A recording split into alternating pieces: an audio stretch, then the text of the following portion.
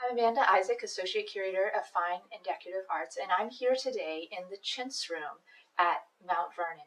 The Chintz room was one of the best bedrooms at Mount Vernon, and it's here on the second floor in the front part of the house, overlooking the front entrance and the approach to Mount Vernon. So you would have been able to see anybody who's coming up at the time.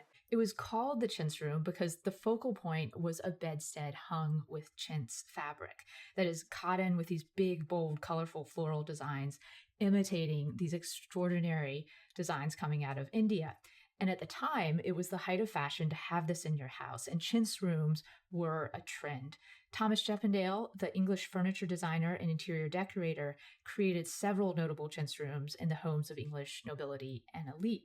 In addition to the gorgeous textiles, these rooms would often have other pieces of Asian decorative art. So here we showcase a Chinese dragon-handled juglet or water pitcher, an original family piece that belonged to Nellie Custis Lewis, as well as reproductions of Chinese gilt and lacquer boxes based on originals that are in our collection.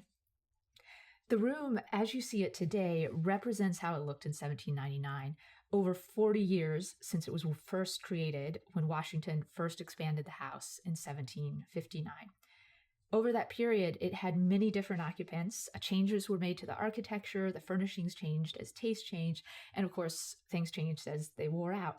The earliest elements in the room are the carved mantel and the English mahogany chairs in the Rococo style.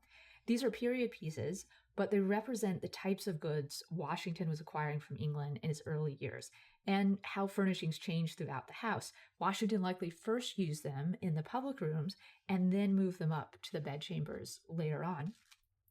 The bed and textiles are also reproductions, and they represent the documented bedstead and hangings that Washington purchased in Philadelphia in 1774. It was a time when many changes were being made to the house. He was expanding it, and they were also updating the furnishings. Interestingly, we know that the original bed hangings were made by none other than the American legend Betsy Ross. At that time, she was an up-and-coming upholsterer. A number of the items in the room would have been newer additions.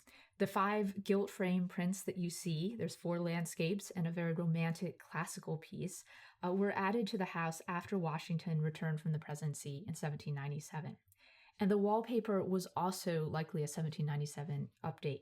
The room had been wallpapered from the very beginning, but it had to be replaced and renewed every decade. And so the current installation represents a popular 1790s sprig pattern. There are also a number of very personal elements in the room.